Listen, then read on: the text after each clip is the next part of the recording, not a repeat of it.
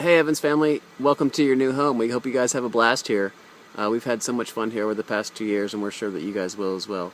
Here's a couple minor things to help you out with some of the utilities and stuff around the house.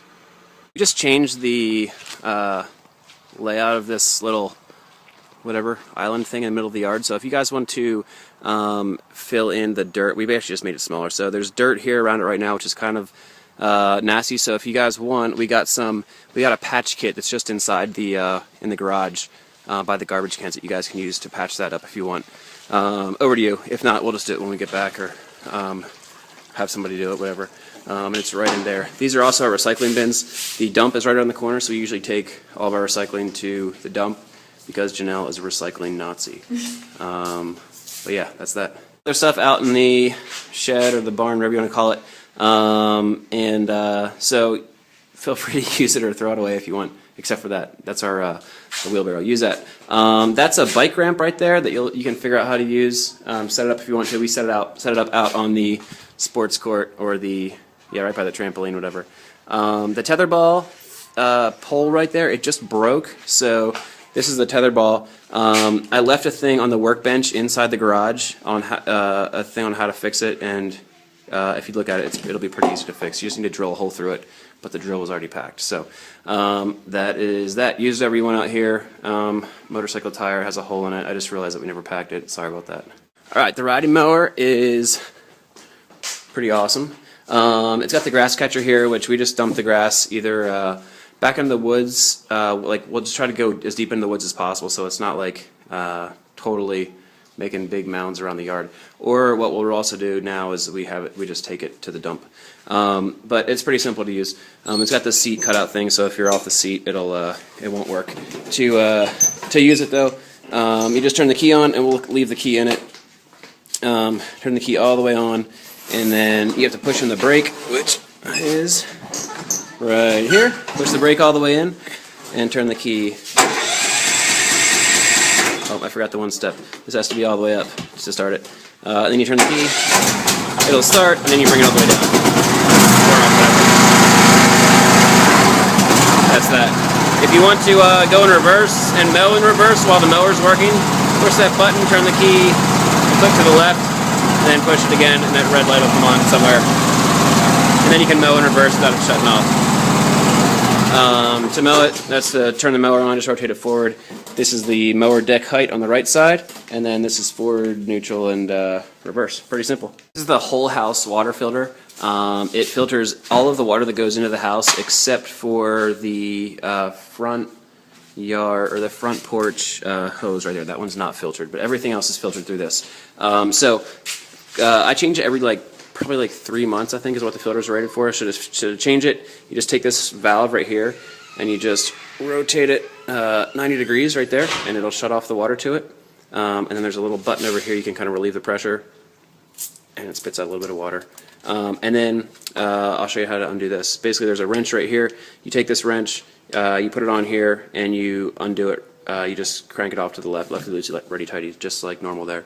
For the filters, I'll leave one here. I'm actually going to change one here right now, but they're at Home Depot, and they're pretty cheap.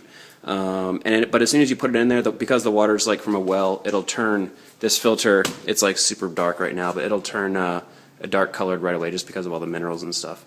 And then once you put it in there, you screw this back on and you close that, and it's good to go. Inside of this glass casing there, when you pull it off, in addition to lots of water in the dirty filter, there's going to be a black rubber washer ring around the top of it, and that if you're having problems getting it back on and getting it snug tight, it's probably because that thing fell off. So make sure that stays on top of it to keep it watertight. The fuse box is just like any other fuse box. It's all labeled. It's not wired as intuitively as you'd think it should be, but you can figure it out enough. For some reason, this little GFI plug outlet right next to the fuse boxes in the garage, for some reason that'll pop. I think it's popped like once or maybe even twice in the last 2 years since we lived here, and it shuts off random outlets in the house. So if you come out here, if you can't figure it out, come out here, check that one, reset that one, and it's probably good to go. The garage code on the outside of the garage is 2121. Our fountain is run by electrical right behind it. We haven't had it for that long, but what we do is when I first got it, I put bleach in it, a little bit of bleach in it to keep the water from getting green. If you guys want to use it, cool. If not, obviously you can just unplug it. And underneath in the bottom part of it, there is a little pump down there that has it's a very small filter, so I guess probably try to keep it as clean as possible, whatever you can do. A bunch of stuff here in the garage, extra paint and stuff for touch-up, whatever. There's also a bunch of random stuff that we couldn't take with us, as you know, being in the military, like lantern fuel and paint thinner and stuff like that. So use whatever you want. If you use it all, that's fine. If you throw it away, that's fine as well. This is the alarm control panel inside the laundry room. Every time a door opens that's on the alarm, it beeps, so you know. To arm it, you have to have all the doors closed, and then you do something like you can hit, you'll just hit pound and then away, and it'll obviously count down, and it'll arm in 60 seconds. Or you can do pound stay or pound off. When you walk in the door the first time, it'll be going on. You can use a little key fob that Janelle left for you, or you can just type in the code, which our code is that 7193 off, and then you'll be able to change the code as well if you want to. I think there's instructions on how to do it. This is the gas fireplace. It runs off the propane as well. If you pop this door open, there's a button. Where is it? Or sorry, a little knob right there. That's for the fan. So if you turn this fan on, it just aerates the heat. We use this in the summertime for pretty much, or sorry, in the wintertime, like during the day, we use this as our sole source of heat for the.